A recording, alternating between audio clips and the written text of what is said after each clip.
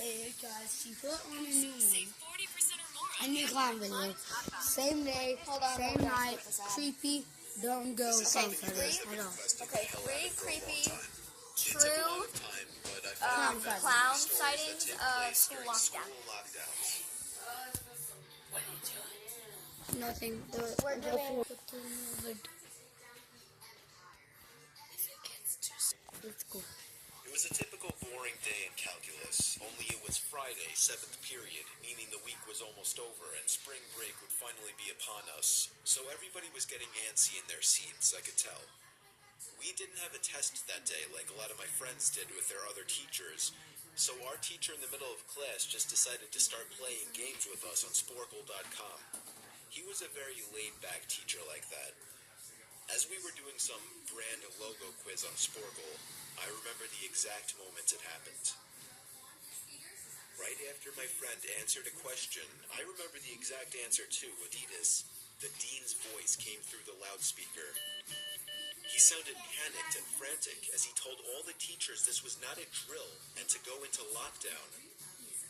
I actually got the chills and I got goosebumps on my arms as our usually laid-back teacher too seemed panicked as he ran to turn off the lights and ushered us to the back corner of the room.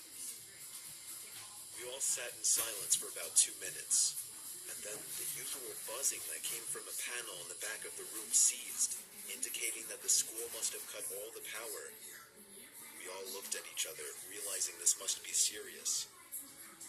A few more minutes of waiting later, we heard a man screaming at the top of his lungs coming down the hallway. 2 girls in the class actually started crying, which made all of us even more scared. As the screaming got closer to the classroom, the lunatic-sounding man started banging on the lockers while screaming, "I'll kill all of you." It was at that moment that I started to fear for my life. My teacher shushed us as we all looked at each other to see our peers' reactions. The banging then moved from the lockers to our classroom door. And that's when one of the crying girls screamed, "No." The banging on the door only grew worse as the man started screaming, "Open up." 2 of the girls in the class were crying out loud now. It felt like an eternity that man was pounding at the door. But eventually, he finally continued down the hallway, screaming like a mentally insane person until we could not hear him anymore. I'd say 10 minutes later, though it felt like half an hour given the situation, the dean came back on the loudspeaker explaining the situation, which was surprising for him to do.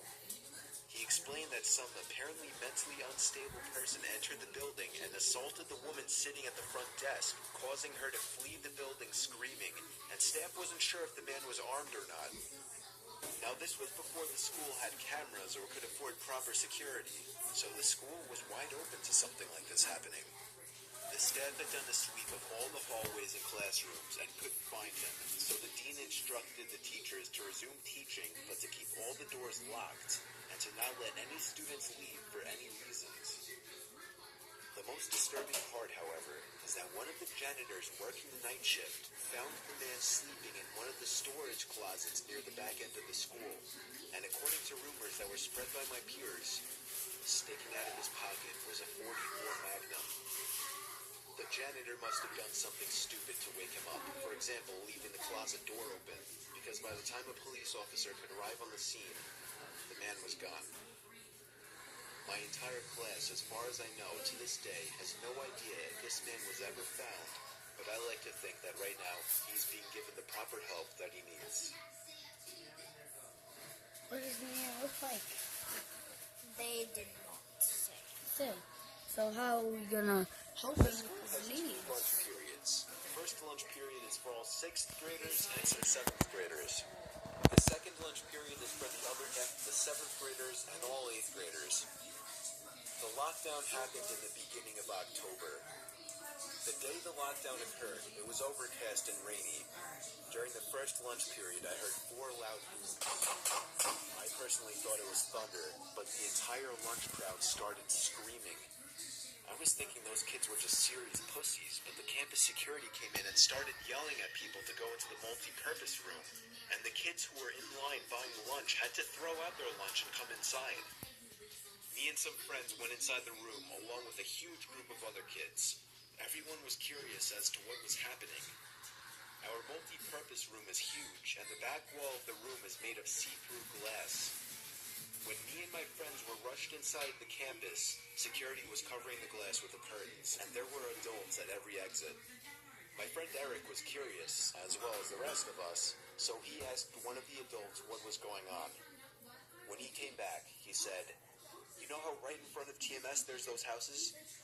I replied, "Yeah." "There's this mentally disabled, crazy man that barricaded himself in front of his house, and he's threatening to commit suicide and kill the cops if he's evicted.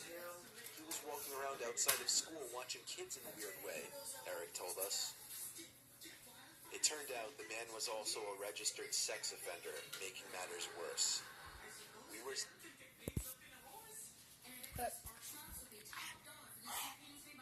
It's Claypad, because this is a school lockdown.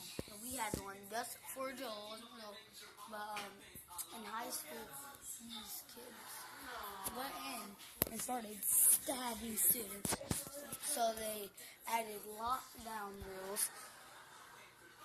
So, Bailey, do you guys have a lockdown drill? I'm sure we do, but we haven't had one. Okay, you guys tell your principal you guys need to have a lockdown drill. Don't tell him I saw this video. Okay? Okay.